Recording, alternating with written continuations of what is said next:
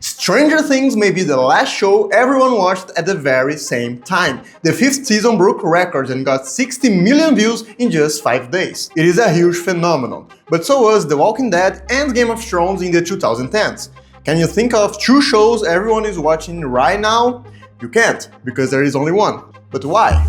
It's because pop culture is taking its last breaths right now.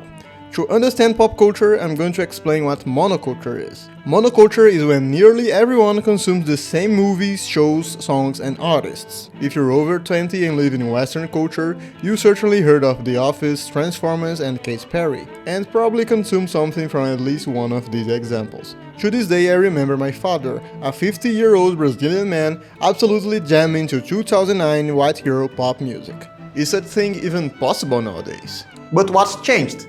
The internet. It's changed things real fast. You don't really need to go to the movie theater anymore because everything is on streaming in a few weeks. You can listen to whatever artists you may follow on Spotify, and there's a bazillion Netflix shows. Don't watch these, they're bad. You probably watched some of the scary movies. Not only they're a monoculture artifacts themselves, but the end of this franchise has a little bit to do with the end of the entire monoculture. Or at least with its long decline through the 2010s. You see, Scary Movie is a parody of multiple other franchises, and for a parody to work, the audience needs to be familiar with the media that is being parodied. In Scary Movie's case, this media is classical horror movies like The Exorcist, The Ring, Scream, and many others. People have seen these movies, so they get the jokes. What horror movies that everyone watched could be objects of parody nowadays? It, The Conjuring, FNAF. These 3 maybe could work, but I can't think of any others. Many people say that HBO's Game of Thrones was the last piece of monoculture. Fans counted the days for new episodes, discussed theories online, and if you weren't in the hype train, well, you were missing out on something. But as the title suggests, I don't agree with this. A few months after Game of Thrones' last episode, Todd Phillips' The Joker made $1 billion in the box office with huge cultural impact. 2 years after that, we got No Way Home, Stranger Things the 4th, Barbenheimer, Deadpool 3, and now Stranger Things the 5th. No one cares about you, I'm sorry. All of these movies and TV shows had the numbers and the hype to be considered pieces of monoculture. The thing is, they're the last dying breaths of it. Stranger Things first aired when Netflix ruled streaming. This was a time everything was on Netflix, the only war was Marvel Civil War, and I still had a girlfriend. Stranger Things airing in Netflix's golden era certainly has a lot to do with its popularity and with pop culture itself.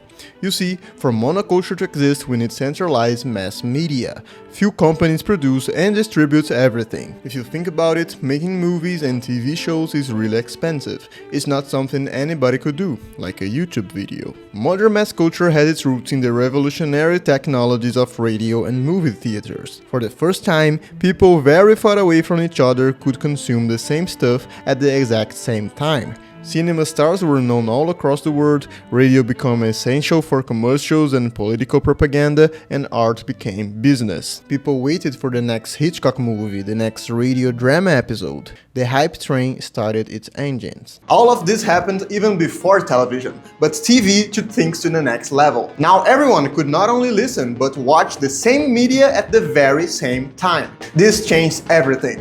TV shows like Gunsmoke and Twilight Zone were entertaining millions in the US and in the entire world a few years later. The 60s came along with Doctor Who and Star Trek, and after that, we had the golden age of television. That's when shows like Seinfeld, Friends, Simpsons, and many others became absolute cultural behemoths, being very popular to this day. Monoculture was at its prime. In my home country, Brazil, TV was synonymous with TV Global.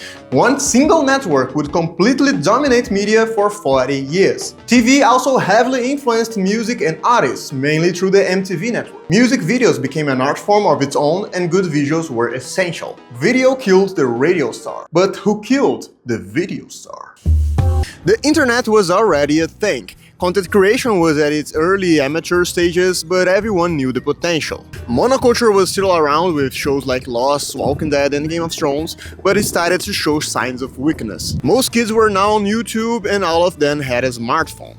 That's also when Netflix came along, but at the time it was more like a monoculture tentacle than a threat. Everybody signed up and their shows were universally enjoyed, even the bad ones.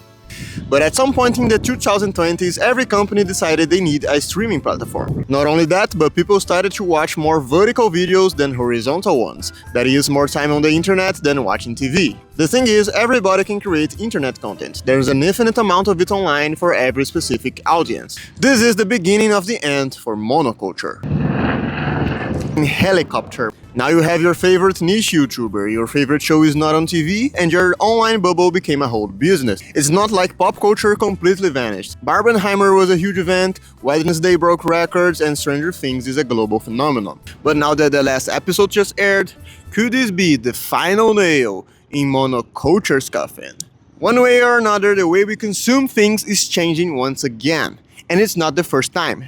Em 1450, o Ocidente tinha basicamente uma religião, o catolicismo. Se você soubesse ler ou escrever, faria isso em latim. Mas mesmo assim, lia-se relativamente pouca coisa. O estudo nas universidades e nos mosteiros da época era muito focado nos clássicos da filosofia e literatura antigas. Um estudante em Lisboa tinha um repertório muito parecido com outro estudante em Constantinopla, a 4.000 quilômetros de distância. E apesar das suas religiões não serem exatamente iguais, eram bem parecidas. Sounds familiar? Yes, medieval Europe was a monocultural society in many ways. The church monopolized knowledge and the few people who could read the same stuff. The Bible, Aristotle, Homer, St. Augustine, it was like that for centuries. But then something big happened. The Gutenberg press completely changed the game. This big, sexy machine made it so much easier to manufacture books, pamphlets, newspapers, and art. Monoculture days were numbered. The Protestant Reformation brought new religions to the table, the Renaissance exploded with exciting art, and everyone could write a book. Countless classics came from that period. By the end of the 19th century, you could read some rationalist philosophy or maybe some Leo Tolstoy or even Gothic literature. You don't read? Fine, you can go to the circus or to the theater or to the local band concert.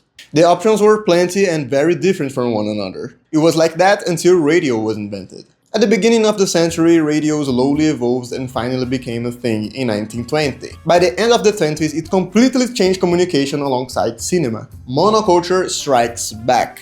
Early cinema was cheap and chaotic, but it quickly evolves into an expensive industry dominated by major studios. Then there was TV at pop culture's prime, and now we have the internet as a decentralizing post-monoculture force, just like the printing press in the 15th century. The cycle goes like this. First, we have powerful institutions who control media because they're the only ones who can afford it, until new technology makes culture cheaper and more decentralized. For monoculture to exist, culture needs to be expensive. Otherwise, everyone can produce media. And that's where we are right now. For the cycle to repeat itself once more, we need new expensive technology very few people can own. What about video games?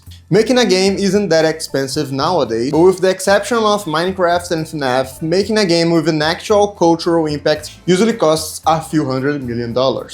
Maybe monoculture survives through Rockstar? Or maybe AI will get so advanced to the point that it completely revolutionizes the way we relate to media, but the technology will be so expensive only the big players could afford it. Thanks for watching and sorry for my bad English. I'm actually Brazilian. The only reason I chose English is because I make more money this way and I love money. So please leave a like and share with your friends because if this channel flops, I will be forced to get a real job and I hate work.